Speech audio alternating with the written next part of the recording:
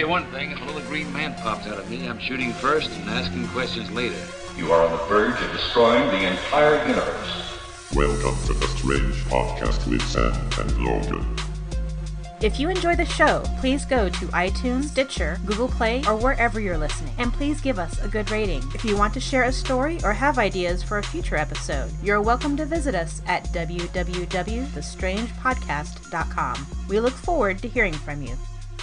Welcome to the Strange Podcast. This is episode 28, and I'm Logan Marks. And I'm Sam Baxter. Today's April 26, 2018. What you been doing all week? Well, you know, I saw on Netflix, I watched it's an older movie by Zombievers. You ever seen that one? Zombievers? Yeah, Zombievers, man. I've never watched it. I always see it on there, but I never... I know. I'm not brave enough to watch it. I just wanted something where I didn't have to think at all, you know, just some mindless, stupid, shitty. You knew it was gonna suck, right? It was inevitable, right? I'm not gonna try and blow it up or anything. That movie sucked. You didn't have high regards for it? No, man. No. High expectations. But it was like one of those, you know, normal movies from like one of the ones you think from like the 80s and 90s. Man, it had some women nudity. Yeah, I was gonna ask you, does it have a lot of boobies in it? It had some, yeah. You know, but the movie sucked. You know, the premise sucked. It was a little bit trying to be kind of a little bit funny. Yeah, you know, it was what it was. It is, just think of the name, that's what it was, you know? Zombievers. Beavers that were just like zombies, and, yeah, that's about it. How about you? Did you do anything good? No, not really. Well, I've been listening to a lot of podcasts lately. I've been listening to How Did This Get Made with Paul Scheer and like Jason Mantzoukas. And they watch like these really shitty movies, and then they talk about the movies, and they have like in front of like a live crowd. It's pretty entertaining. It sounds almost like, do you remember Eric Attell? He had that one show on Showtime where they would watch porn and then they would just talk about it. Did you ever watch that? No, I never saw that. So it was like porn from like the 80s. And you know, so they would have like the chicks on that were in those movies. They'd be on there, and he'd ask them questions. So yeah, what was it like when you took a dick like that? You know, what did you have to? You know, just. What was that on HBO? What was that on? It was on like Showtime or Showtime, I think. Yeah, Showtime or Cinemax. I don't remember, but stations. Yeah, but it was you know, it was a good show. I remember back then I didn't have it, but I would see it every once in a while. I'd get like, you know, when they had a free promotion. And it'd be on, and I'd get to check it out. But you know, he's just there. You know, it's him and another guy, and usually a chick from the movie. The guy's like another comedian, you know, that has the same type of taste as him, and they would just watch porn. And and the chick from on it would just be watching it with them. So like whatever porn they were watching, that girl that was in the porn would be with them? They invited her on the show, and then one of her movies or a few of the movies they would have on there, so that she could, you know, talk about it. Do you get like the background effects of how everything works in the background? She, you know, it was just, you know, she would just talk about like what she was going through or what she had to do to get ready, and you know, stuff like that. It was good. That sounds pretty. I kind of remember that now that you mentioned that. It was a pretty good show, and again, of course, you can imagine why it only lasted one season, right? Because you know, you usually got somebody who doesn't like that stuff, and or just somebody complain about it. Well, just don't watch it. Yeah, you know, somebody's not gonna like it, right? Mm-hmm.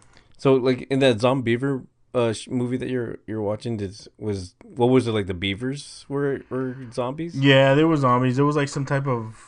These two guys were like had these cleaning supplies, and it was basically like some type of toxic stuff. And they ended up hitting somebody on the road. It was like funny, but they ended up hitting somebody on the road, and the canister goes into the water, and it you know, goes down the river to where it lands at a beaver dam, and so that's how it starts. So basically, the beavers end up having it, and then they go fucking crazy, and whatever they bite ends up turning zombie-ish, like beavers like them. So there's like a bear that turns into one. The humans turn into zombies. I mean, it's just crazy. So and of course, man. Yeah, you know, and of course, you know, you got one of those hunters. You know, it's out in the woods where it's kind of like redneck and stuff. So you got one of the redneck guys who's like with a gun. He's all tough, but you know, whatever. You know what that movie kind of makes me think of? Have you ever seen that one, Tucker and Dale versus Evil? Yeah. Oh man, I love that movie. That was so funny. they're just trying to be all nice and stuff. They're actually the rednecks, and they make them seem like they're all evil. Yeah, that's right. That's right. And like, I remember that movie. yeah, those college kids was all killing themselves. Yeah, because they thought that they were all evil. Yeah, yeah, they thought they would like run away and they would like get killed accidentally. Yeah. It was. I mean, it wasn't like that, but it was more like I said. There was of course 3 girls, 3 guys, and party, sex, and stuff like that. But then the beaver started attacking them, and then they find out every time they try to kill beaver, it just doesn't die. And it's like, oh shit, whacked it with a bat like 100 times, and it still keep going, and yeah, it was. They were basically fucked. I think like beavers are like, for me, I don't know, they're just scary without the zombiness. Beavers are? For some reason, like I don't like the idea of a beaver. Just kind of creeps me out. I guess I think they're like big old buck teeth that they have. I think they seem like they would be like really evil. Like they would like fucking try to kick your ass if you got near them or something. I think I remember reading that they can be like territorial, and like some kid was like swimming in like a river one time, and it like ended up like trying to bite him and take him down and stuff like that. Yeah. So I think they're pretty territorial and things like that. That's what I figure. It just I wouldn't want to be around them. No. I don't think so either. It wasn't very good. But again, it was like mindless. You could laugh at some of the stupid stuff, but it wasn't like that super funny. But whatever. It was something to watch. Yeah. So are you gonna watch the Avengers? I probably will. Last one I saw was Black Panther, and I thought that was pretty good. But yeah, I'll probably check it out. I mean, I've watched most of the other ones except for the Iron Man 2 and 3, and I didn't watch that new Spider-Man one because there's too many Spider-Mans. I'm like, fuck this. I don't know, man. I get to watch. Well, they're going to come out with like a Venom. Yeah, they are going to come out with Venom. So here's that Tom Hardy as Venom in it. It looks pretty good. Nah, Tom Hardy's okay. I don't know. I'm just you're not a big Tom Hardy fan. No, I don't know. He's not bad. I don't know. I don't know anything about Venom, to tell you the truth. I don't even know if he'll be good in it or not, or what the deal of it will be. Are you going to check that one out? I kind of want to see that one. I'll probably check it out when it comes out in the theaters. Are you going to watch the Avengers, or have you watched many of those? Or well, I pretty much watched all of them, so I'll probably go to the theater and watch the Avengers just to see what's up. Yeah, it's supposed to see what Thanos does, see how they defeat him. Yeah, well, I'm sure they'll just ban him, right? He's not going to. Well, what I remember from the comic books, if it's the way I remember it, it's like I guess like he pretty much kicks everybody's ass. Yeah, I know. And then like they just barely beat him, and like a whole shitload of people die in the process of it. Oh. So that's where we might be. You think we'll see some deaths here? Maybe. I don't know. I don't know if they keep with the kind of the storyline of the comic books. Some people gonna die. Yeah. No, I understand. I don't know. It might be. I'm sure it's gonna be good. I'm not gonna say it might be good, but if it follows all the other ones, all the other movies were pretty good. So I'm sure this one will be another blockbuster. I think Black Panther is still playing in the theaters. If I'm not wrong. I think so too. Yeah, it might be in the theaters. It's been there for a while. Yeah. You saw it, right? Yeah. I really liked it. It was pretty good. Yeah, that was a good movie. So, should we go into some news? Yeah, let's do some news. We'll take a break, and we'll come back. We'll get into the strange news. All right. It's time for strange news.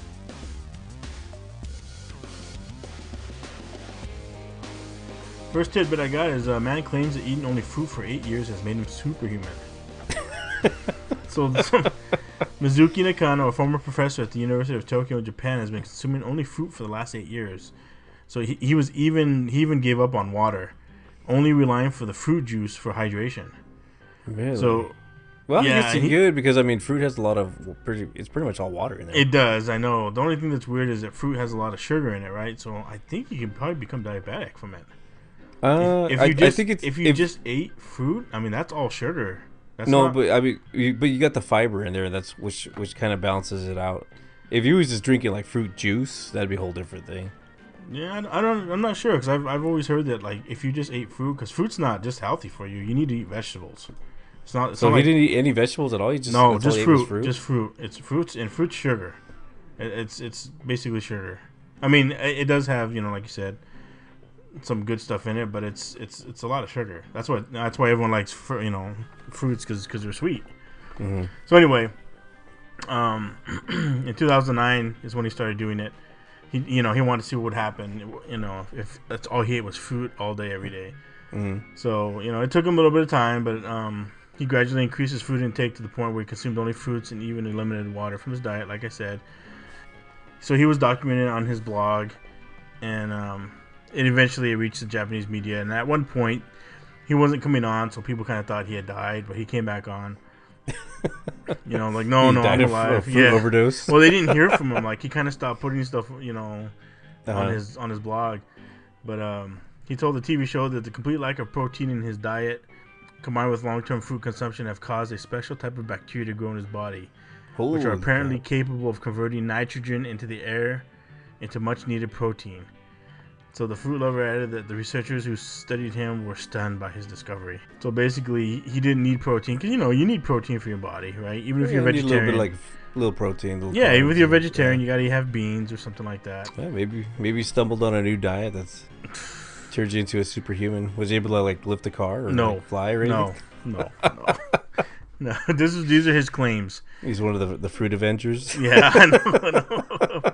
Maybe fruity, but so what do you got? An angry monkey got swift revenge on a tourist for pushing him into a pond for a laugh. So basically, this guy in China, they were at like a zoo kind of thing, and this monkey was sitting on a fence, and he went over to push the monkey over.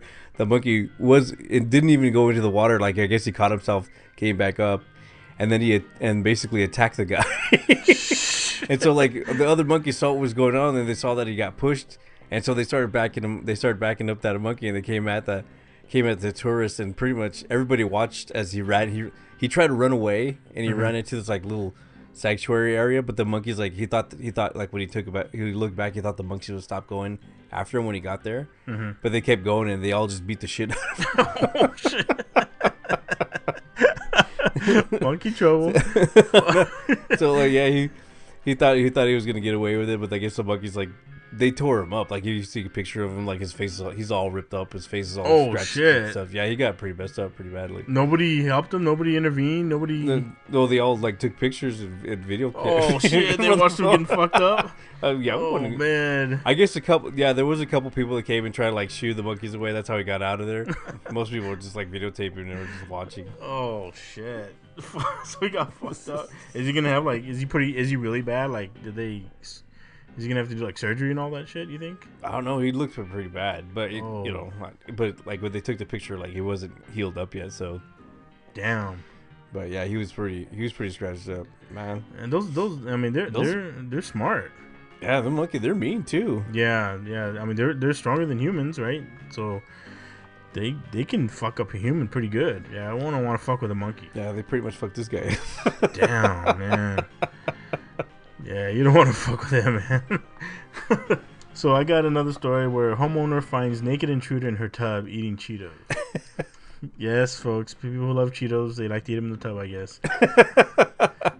It's a good way to get your fingers clean, so you yeah, can get all that Cheeto fingers. Exactly. You just dip them in the water, then you can clean them off and then eat some more. So police in Louisiana say that a woman came home to discover a naked stranger in her tub eating her Cheetos while taking a bath. The Monroe police affidavit says 29-year-old Evelyn Washington was arrested on burglary and property damage charges. They got a call, and the cops responded to a break-in, and so they came in, they found a full tub of water and a plate of food along with half-eaten Cheetos belonging to the victim on the toilet next to the tub. So I guess she told the homeowner that an unknown male told her to break into the house. They found a ice chest under the broken window. That's how she got in. So yeah. So it's unclear right now if she has a lawyer. So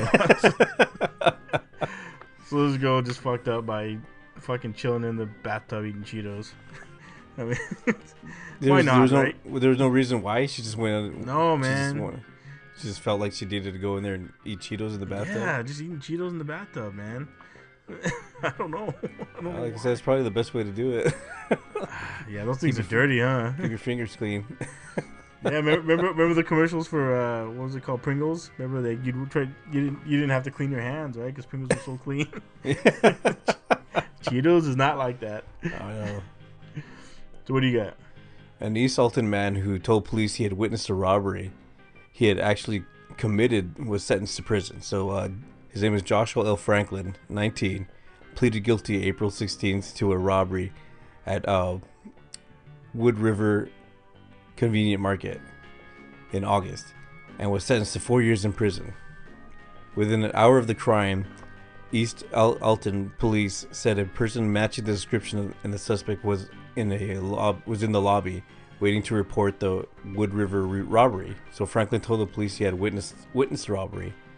But as soon as he went in there, the officers had already seen the footage, and they realized that they already knew it was him. So when he went into the police department to go tell people that he had witnessed the robbery, they already like, well, it was you. So they just like took him in, and he was arrested right there on the spot. What the fuck is he doing that for? I was like, why even go tell anybody? I know. Oh my gosh, man, that's too much. That is too much. So he's done. He's out. Yeah, so he's done. Yeah, so I mean, he was there. They pretty much got him on camera. So game over. Like you would think, like if you know, because he must have known the area, so he probably knew the place had cameras. So you know, why the hell would you go and rob it and then like try to go to the actual police station and try to claim that somebody had robbed the place and that you witnessed it, that you were there? They're gonna check the footage. So it can't be as bad as this next guy. Bus driver was fired for watching TV behind the wheel. So a tour bus driver in New York was fired after a passenger recorded him watching TV shows on his cell phone while behind the wheel. So he was driving? Yeah, he was driving. The passenger, Barry Fisk, captured video after the bus departed Manhattan at 8:30 a.m. Monday on a tour bus booked by the company Get Your Guide. The video shows the driver watching TV shows on his phone while driving a busload of passengers to Woodbury Commons in Orange County. A Get Your Guide spokesman said the driver has been fired, and he said, quote, in the case, the driver in question was in breach of local law and own safety standards, and we regret our customer Barry Fisk was put in an unsafe situation as the result.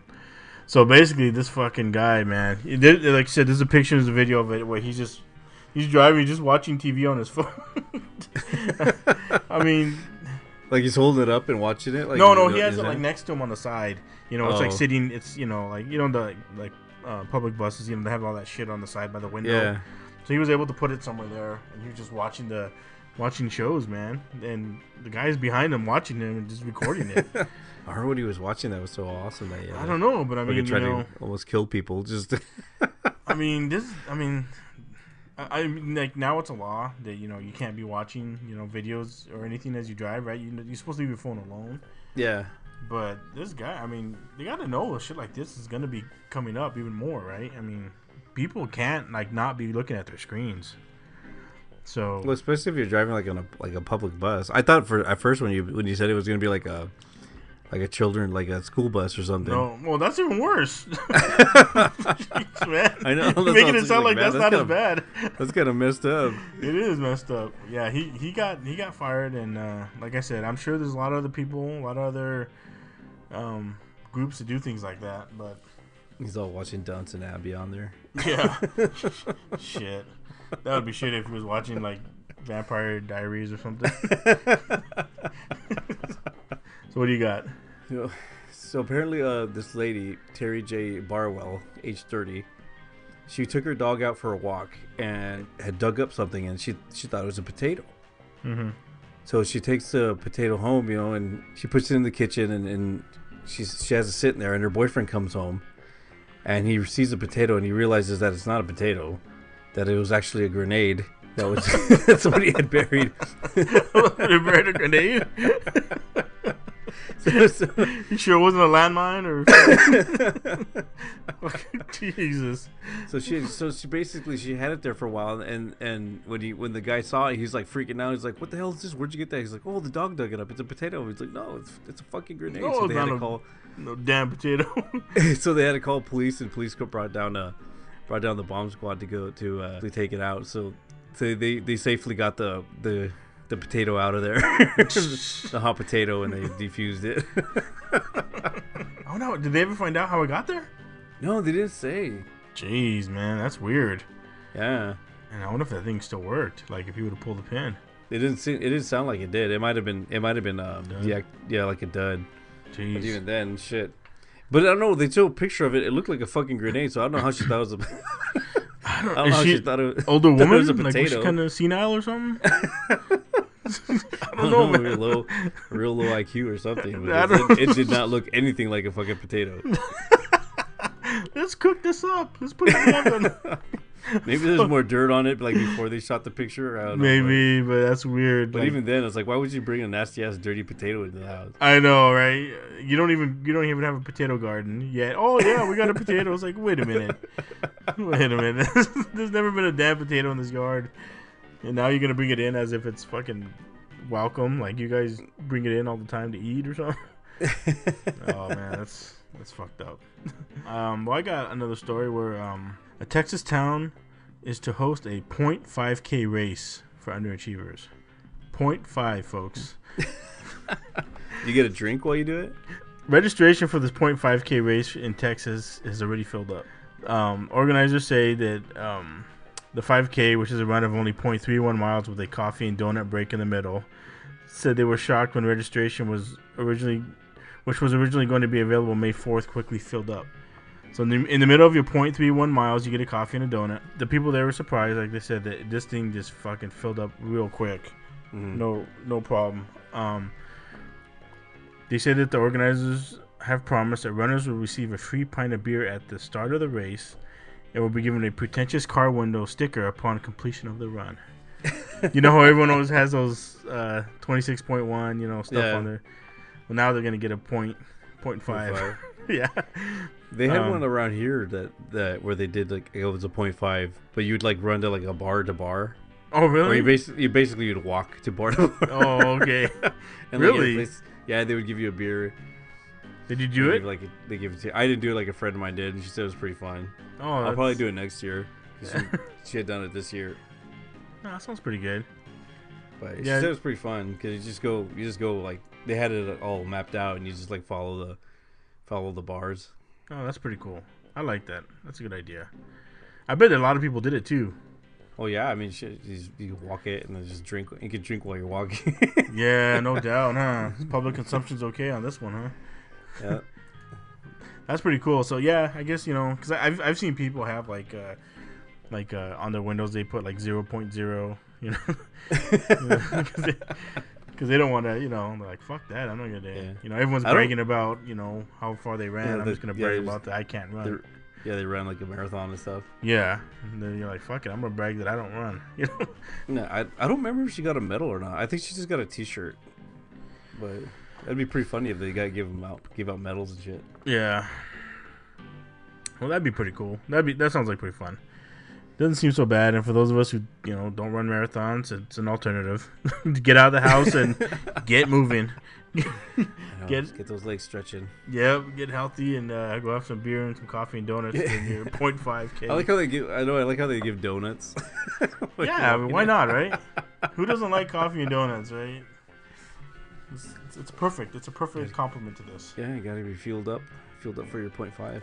Yeah, man, why not? All right, I'm kind of keeping with a monkey theme. So a couple years ago, there's a photographer.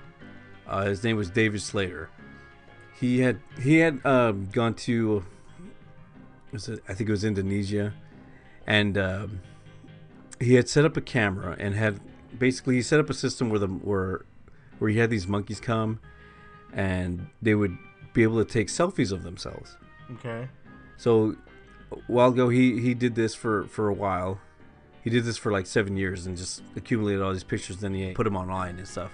What happened was PETA got the idea to sue him for copyright infringement because they claimed that the animals, the monkeys, were the ones that owned the property, owned the copyright. So how do they have a valid suit in this? They didn't. So they tried to sue him. And for the copyright, Judge Carlos Villa basically said that nope, monkeys aren't human beings, so they can't hold copyright. So they gave it to David Slater. Good. What the fuck, man? Why would they gotta do that? PETA's always doing stupid shit. I don't know why they hurt their purpose more than trying to help it. Yeah, then try to help it. They do all kinds of, I don't know. In my opinion, they do a bunch of dumb shit that just kind of pisses people off. I think it kind of goes against what they're trying to do. Like, I can understand, you want people, you want animals to be treated fairly, and I get that. Yeah. But, you don't want people to be like, just kicking dogs and just shooting cats, stuff like that. And I do understand. That. And I do understand like the way the animals are now, the way they get treated as far as like our food. I mean, it's pretty savage, but it's kind of a difficult for me. I think it's kind of a difficult position to put yourself because most people they like to eat meat. You're not gonna get them to stop. Yeah, there's a lot of meatitarians out there. So, and I think it just more pisses them off than sways them to their way of thinking.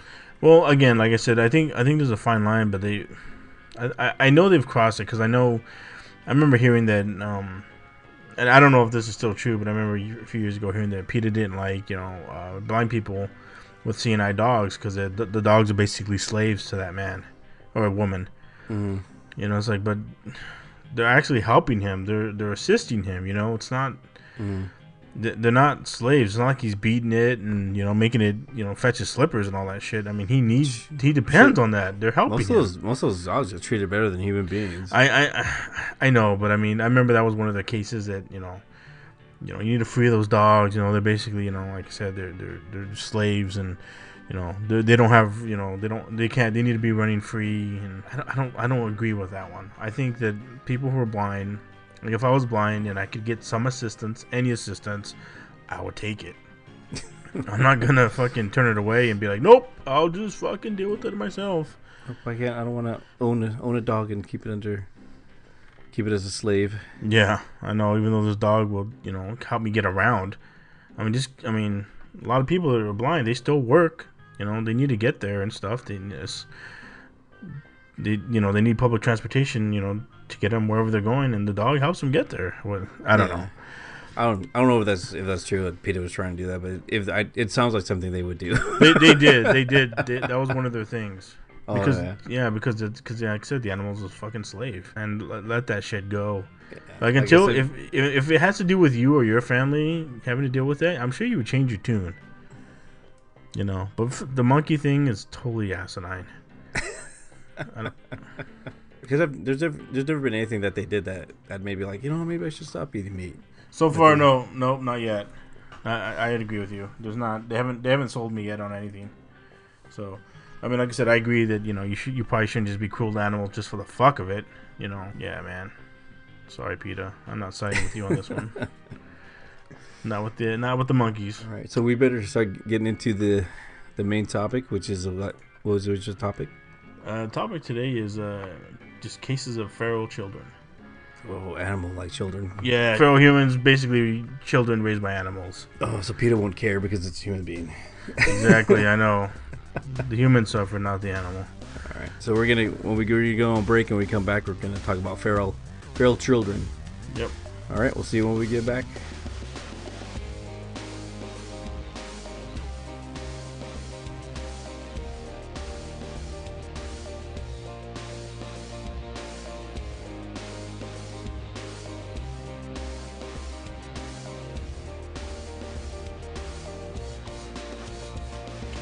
And we're back.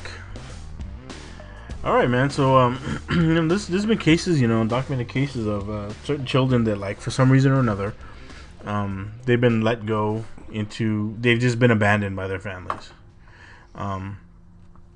So basically, a feral child is a human child who's lived isolated from human contact from a very young age, and has little or no human experience. They didn't, have human interactions, no talking. No, hugging, anything like that. That's all out the window. They didn't have that because they were living out on their own. Like Tarzan? Like Tarzan, man, yeah. King of the jungle, right? Is that what he was? Yeah. So again, whether it be their parents just abandoning them or them running away or whatever, there's been cases of children who have just, that they found, after years of living out in the wild that have interesting traits or characteristics that they dealt with that some of them were not able to assimilate back into society, unfortunately. So I'm going to go through a few cases of those that I thought were kind of weird.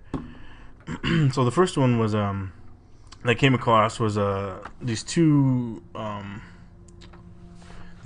girls, Kamala and Amala, the wolf girls of Midnapore. So these girls were found in 1920. Kamala was 8.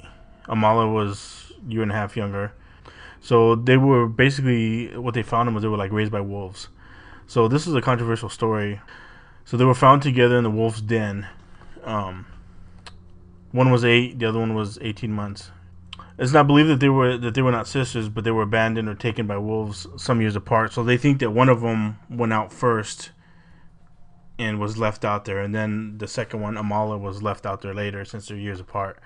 But a missionary, Reverend Joseph Singh, in northern India, heard two sound like ghostly spirits or something when he was out, and he saw them. They were like humans, like ghosts or something, but they were being with a band of wolves in the jungle. And so like the local villagers were like scared of them, right? Because they thought like, oh my god, these were like, you know, superhuman, or, you know, like angels or demons. That they're or whatever. Like demons or ghosts and stuff. So they didn't want to fuck with them. They thought the wolves, you know, were protecting them. So, you know, we're just gonna stay out of this. He built a hide in a treetop overlooking the lair of the wolf pack. You know, he found where the wolf pack was, and like a 10-foot high termite mound had been hollowed out. And he saw that the wolves would go in there like one by one. You know, he was just watching them, seeing what was going on, and he saw like their traits, like they'd be sniffing the air and all this stuff. And he ended up seeing their bodies in there, like the girls, like the head. He'd see a head and a foot and everything. But when they ended up coming out like the wolves did, like they would sniff and all that stuff too. But he said like they were like hideous looking, like their hand, feet, and body looked like a human being, but the head was like kind of like a big ball of something covering the shoulders and the upper portion of the bust. The eyes were bright and piercing, unlike human eyes. Both of them ran on all fours. So the two girls ran like the wolves. Oh wow. So he ended up, you know, he says that the girls seemed to have no trace of humanness. In the way they acted or the way they thought, and it was he it was like they had the minds of wolves. So they tore, like when he took them back to the village and he tried to, you know, put clothes on them, they tore them off. They would only eat raw meat. They slept curled up together in a tight ball and growled and twitched in their sleep. They only came awake after the moon rose and howled to be let free again. They'd spent so long on all fours that their tendons and joints had shortened to the point where it was impossible for them to straighten their legs and even attempt to walk upright. So because of that, really? Yeah. They never smiled or showed any interest in human company. The only emotion that crossed their faces was fear. Even their senses had become wolf-like. That Singh guy, that Joseph Singh, the Reverend Singh, claimed their eyes were like supernaturally sharp at night and would glow in the dark like a cat's. They could like smile. Even their eyes would like. Yeah, they would light up like a cat's eyes. You know, like when you flash a light at night. Huh. Yeah, it would even do that. They could smell a lump of meat right across the orphanage's 3-acre yard, and so like if meat was out like far away, they could smell it. Their hearing was sharp. Except human voices and stuff were like didn't work. It was like inaudible to their ears. Like it was like weird. Like they wouldn't pick up on those, but they would pick up like on sounds, things far away. So he tried to get him. He tried to get him off of their wolf ways. But you know he tried to domesticate them. You know, if you want to say that for humans. But Amala, the younger one, she got sick and died. And because of that, Kamala, you know, the sister, Kamala was starting to, you know, get less afraid of humans and starting to get used to them. But her sister died, and she kind of went into like mourning, and she feared for her life. And she ended up, you know, living, and all they found was that they tried to get her back into, you know, human society. But they didn't see if she actually succeeded or not. But I think they just tried rehabbing her. But these two women, like I said, they got characteristics of the animals that they lived with. it was pretty interesting, just like I said, like the tendons and everything shortened up so they couldn't walk upright. And that's kind of interesting that they even took like even their physical abilities were even like changed, because they're living with the animals. Like I can see them trying to be acting like it, but they actually have their body, actually morph into kind of a wolf-like state. Mm-hmm. That's kind of interesting. Yeah, I know it's weird. I mean, it's also weird. Like, why would the animals, take them in? I mean, do they just figure them as not threats? Yeah, they probably just didn't see them as non-threatening. I know. That's what I would think. I know that's weird though. I mean, you think like that'd be an easy meal, right? I know you think. I mean, for a wolf, right? There's a human sandwich right there. Exactly. Oh, there's two of them now. Two of them are rad. Yeah. So I thought that was interesting. That was kind of crazy, but interesting. I have another one. Daniel, the Andes goat boy. So this kid was found in 1990. When he was 12 years old when he was found, and he was found in Peru. In the location is Andes, Peru, and he was in the wild for 8 years. So this kid was found in 1990 and was said to have been raised by goats for 8 years. So allegedly he survived by drinking their milk and eating roots and berries. Mm-hmm. So being in the wild, he developed feral characteristics. He tended to walk on all four limbs. His hands and feet had hardened due to scar formation that acted like hooves. Mm-hmm. He could communicate with goats and could not learn human language. So after he was found, the goat boy was investigated by a team from the Kansas University, and they named him Daniel, but they didn't say anything else. I couldn't find anything else what happened to this kid. But they was just I'm assuming that eventually he assimilated. Mm-hmm. But it's kind of weird. Like I said, he just survived on goat milk. He survived with the goats out there, and he walked like them. I mean, like I said, he ended up getting like hoof-like hands and feet because his feet scarred like that. That's again, yeah, I can see that happening because I mean they're like if you were to walk barefoot somewhere, your foot would eventually become hard and to be able to withstand all the sharp edges of rocks and stuff like that. Sure, but like, I just think it's weird. Or what kind of amazes me is how they're able to survive, without like dying of from the environment. I know. I mean, can you imagine like if you're like a little kid? I mean, how are you gonna learn to survive? Are you just gonna run to the animals because you think the animals are your friends and pets? And then if they take you in, then fine. But I'm sure there's a lot of other cases where kids were left out and they didn't survive, right? Yeah, they didn't survive. Yeah. Maybe the animal killed them. Maybe they just the elements killed them. Well, like 8 years, shit. That's a long time. That's a long time.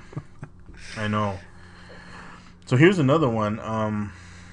The girl's name was Rocham Pyongyang. She's a Cambodian jungle girl. So she was found in 2007, and she was 29 years old when she was found. She was in the wild since she was 10 years old. So 19 years she was out there. That's a long fucking time to be out there. Yeah. So this so-called Cambodian jungle girl is a Cambodian woman who emerged from the jungle in the Ratanakiri province in Cambodia in January 13, 2007. So a family in a nearby village claimed that the woman was her daughter. They said it was her daughter from they lost her, when she was 10. And so she was most of the media had covered her as a feral child and lived in the jungle most of her life. Mm-hmm. But she had the international attention after emerging filthy, naked, and scarred from the dense jungle of Ratanakiri province in Cambodia. After a villager noticed food missing from a lunchbox, he staked out the area and spotted the woman, gathered some friends, and caught her. So she was recognized by her father from a scar on her back. He said that she was lost in the Cambodian jungle at the age of 8 when herding buffalo with her 6-year-old sister, who also disappeared. But after being discovered, she experienced difficulties adjusting to civilized life. Mm-hmm. The police, they say that she was only able to say 3 words: father, mother, and stomachache. So a Spanish psychologist who visited the girl reported that she had made some words and smiled in response to a game involving toy animals in a mirror. But she wouldn't speak any recognizable language. When she was thirsty or hungry, she pointed at her mouth. She preferred to crawl rather than walk upright. The family watched her around the clock to make sure she didn't run off back into the jungle because that was her home. She tried to do that several times. Oh, she did try to escape. Yeah, she tried going back. Her mom constantly had to pull back on the clothes when she would try and take them off. She wanted to be nude. Mm-hmm. But it was said that the family genuinely cared for her, and but they were sad because she was always, she wasn't. If it was a daughter, she was not the same, right? She didn't speak. She always wanted to be naked. She wanted to be back in the jungle. In May 2010, she fled back into the jungle, and they never could find her again. Oh, they just lost her. Yeah, that'd be crazy, especially like how long she was gone. Like, yeah, how would you even know it was her? They said that just scar on her back, but even then, it's like, I know it has to be like a really distinctive scar. I don't know. Maybe the parents felt like they look like her, right? She looks like the girl that they lost. I don't know, but yeah. I mean, that's kind of sad, I mean, it's hard because she didn't feel like she belonged anymore, right? So she's like, I'm going back to what I know, and it's she couldn't learn the language, she couldn't get back. I think that's all. That's too bad, and that's because she was pretty old. Yeah, she's 29. Yeah, once you get that age, it's like language are a lot harder to learn. Yes, having to change. Basically, you're changing your whole 19 years, man. Yeah, your 19 years. All the structure of your life would have to change. It's all done. It's all it has to go back. I thought that was really weird, and I remember like seeing pictures of her, and she like never smiled really. From the ones I saw, it didn't look like she smiled, and like you said, she couldn't really communicate, and she always wanted to be back, in the jungle. Who knows? Maybe she had a mate there or something, or maybe she, that's just all her family was out there, right? What if her sister was out there? Oh yeah, and they didn't find her. Who knows, right? Who knows? I think she would go and kind of tell them where they're at. Well, she probably didn't want them to know either. No, well, it's not her family anymore, right? I mean, yeah. Like, I don't want to be here. This isn't my life. The 19 years I've been living out in the. So, was she raised by some sort of animal, or she was just out there? Just various animals. Oh, really? Yeah, there was not one animal that they think raised her. They think she was raised by various, animals out there. Whatever was out in the jungle, she was raised by. I mean, she didn't die, so something must have helped her out. So I thought that was kind of interesting. I got a couple more. Okay. The next one is the Russian bird boy, and this boy was found in 2008 when he was 7 years old in Volgograd, Russia. So they said he was in the wild for 7 years, and what raised him? Birds. I like his name, the Russian bird boy. So in this case, in 2008, Russian care workers rescued a 7-year-old bird boy who could communicate only by chirping after his mother raised him in a virtual aviary. Authorities said that the neglected child was found living in a tiny 2-room apartment surrounded by cages containing dozens of birds, bird feed, and droppings. So the so-called bird boy did not understand any human language and communicates instead by chirping and flapping his arms. So his mom was there. She just never. She just let him. She just ignored him. Just put him in there, and he stayed there with the birds. Those like bunch of bird cages with birds in there, and he was just living in there with them. So, oh my god, that's crazy. Yeah, and his 31-year-old mother never spoke to him. Did she feed him? No, I think he ate was just the bird seed. Oh man. Yeah, so like the caseworker found him, said when you start talking to him, all he does is chirp. So they say the authorities said that the child wasn't physically harmed, but he was suffering from Mowgli syndrome, named after the Jungle Book character, raised by wild animals and cannot engage in any normal human communication. They reported that his mother had her own domestic birds and a few wild ones. She never beat him nor left him without food. She just never talked to him. It was all that the birds had communicated with the boy and taught him the birds' language. So he just chirps when realizing that he is not understood and starts to wave his hands the way birds, winnow their wings. So the mother, basically signed an abdication form to release the child, to the authorities. And he was temporarily transferred to an asylum, but later was sent to a center for psychological care. So what did they do with the mom? They didn't like put her in jail or anything? No, because like I said, he was not. He had food, and he had a place to live, and she just didn't talk to him. She just left him alone in there. He stayed in there the whole time. He lived in there. Oh, that's so freaking weird. Yeah, so she just didn't interact with him at all. The boy was just in there, like. Was she mute? Maybe like didn't. No. She just didn't want to care for him. Fuck that kid. Yeah. So the boy, he always had food. He had a warm place to stay, a roof over his head. She didn't beat him. She didn't do anything. She didn't torture him. Nothing. That still seems kind of like neglect. It is neglect, yeah. But again, he wasn't like malnourished. He didn't have all these. He had a lot of birdseed. Yeah, I mean, he that's what he did. Yeah, he just lived off sunflower seeds. I mean, I mean, I'm surprised like he didn't have any protein. Maybe he ate a bird. I don't know, but he's all eating the birds. Yeah, just living off the birds, eating them.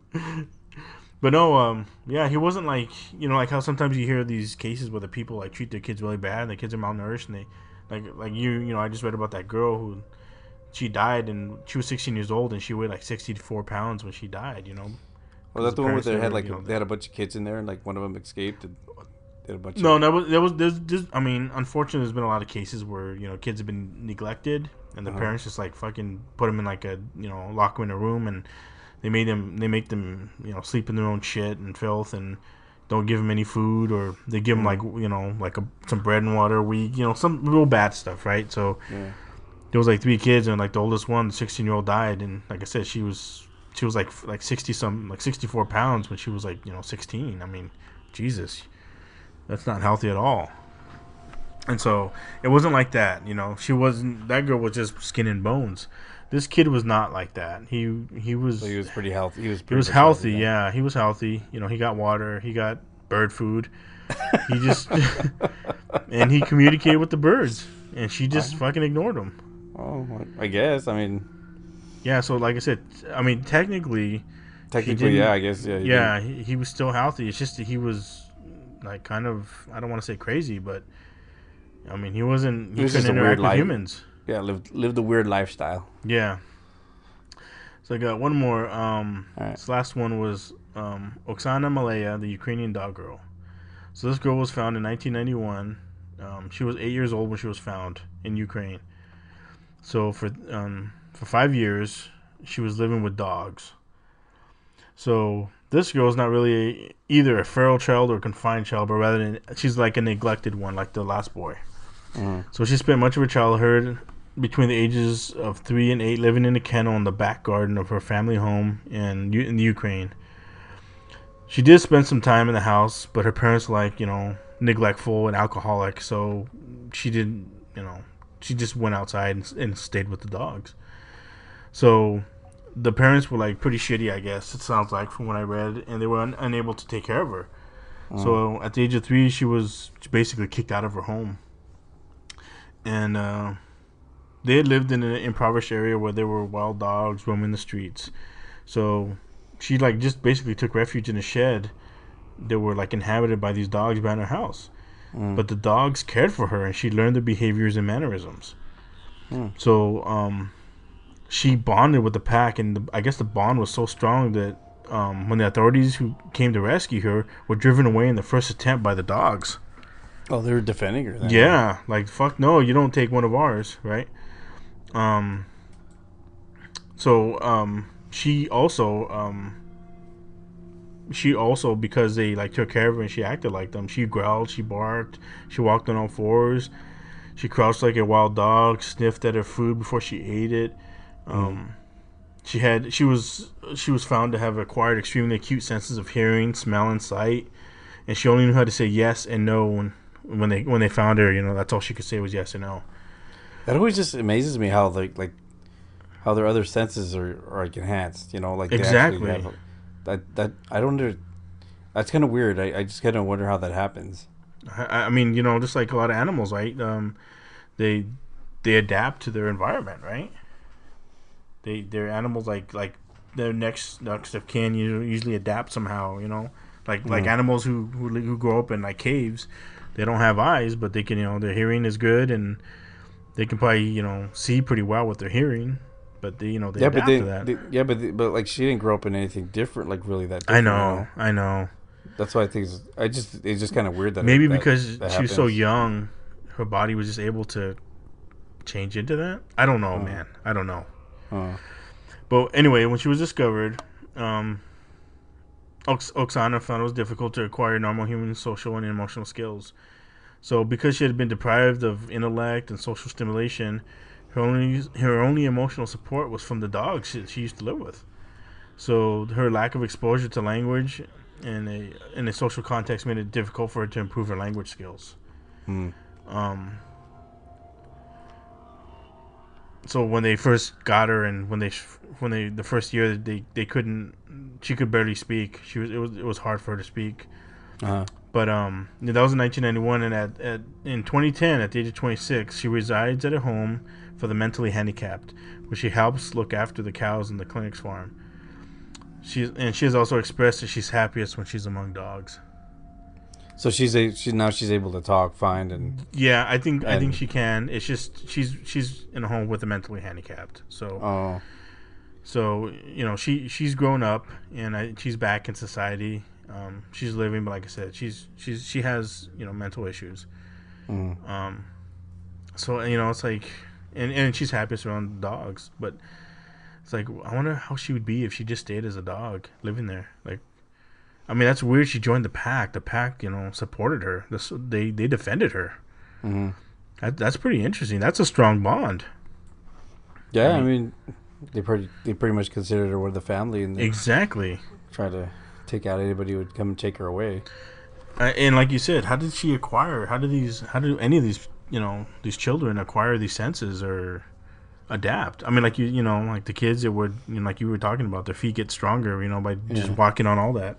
I wonder if they just because they see the dogs, they try to mimic. I don't know. What they do or how they act and stuff. So they don't actually have these senses, but they just kind of they mimic the senses. You know what I'm saying? So you don't think that she was really, she could really like that one girl who her eyes glowed when the light was on them? See, that one was kind of interesting because I'm like, man, it's like you're basically, I don't know how she would change her physical features like that. I can, but then again, like I don't know, maybe it's like. Maybe just somebody just saying that because they took a picture. You know how people get the red eyes? Could be. So something like that. But I know that like when you shine the light on cats and dogs and stuff, their eyes do... They do change. They reflect. They do have that bright... Yeah, but I don't think I've ever seen that happen to like a human person. Neither have I. That'd be interesting to see like how it was actually... If that was actually true or not. Yeah, again, I mean, honestly, I can't tell you yes or no. That was just what the people said. I mean, not just one person, but other people said when they flashlight on her, you could her eyes would reflect like a different, as if it was a cat's or something. Yeah, that's kind of crazy. Yeah, I mean, and then this like I said, this one with this last girl who grew up with the dogs. I mean, how could... I don't know. I mean, maybe she didn't. Maybe her sense of smell wasn't different. But I mean, I'm sure they tested her on that shit. They, like you said, they might have like put like some meat like downwind or something, and she smelled it, or raw meat. Yeah. I don't know. Who knows, man? I don't understand how that works. I don't understand how their physiology could change when they're a child to, getting older. Like, are our bodies able to adapt that way, that well? And does it only work when you're younger?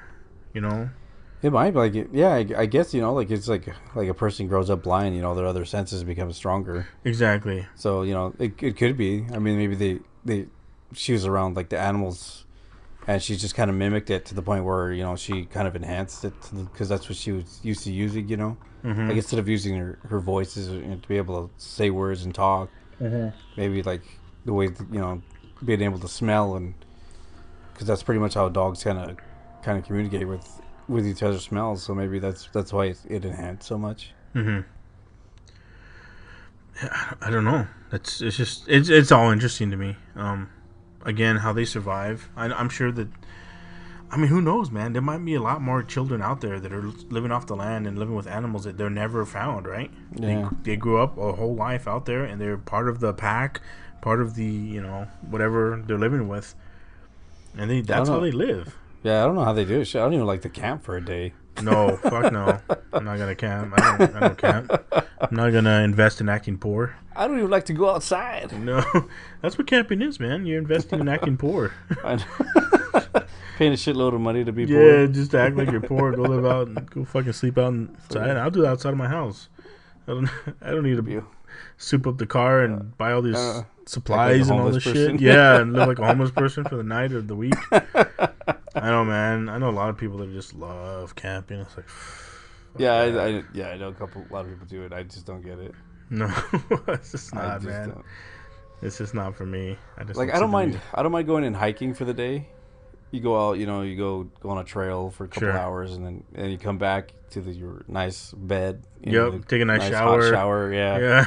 Use your nice bidet. My bidet, my butt's clean. Yep. Everything's good. But yeah, other than that, I can't. I don't understand how people like to go out there and rough it. I know. I from what it sounds like, the people that I work with and stuff, that they like it because they just go out and drink. It's like, really? You can't do that at home? You can't do it at the bar? I don't know. I mean, I know some people like it, and I'm sure it's cool for some people because some people probably just really like being with nature, right? I do know, like you said. There's people who live in the city, and they get tired of being around. Exactly. People. I get that. They just be away from all that other stuff. Yeah, they want to decompress and they want to do that, and that's fine. It's just not for me. I'm not investing in that shit, man. Not today. I'm too poor for that. I can't afford to act poor. I can't invest in that. Man, I'm pretty poor. I don't need to act like it. I don't know. All right, so we're getting about that time to close up. You don't have to go home, but you can't stay here. No, sir. Have a good morning, evening, or night, and we'll see you next week. Until then, stay strange. All right, bye-bye. Bye, everybody. If you enjoy the show, please go to iTunes, Stitcher, Google Play, or wherever you're listening, and please give us a good rating. If you want to share a story or have ideas for a future episode, you're welcome to visit us at www.thestrangepodcast.com. We look forward to hearing from you.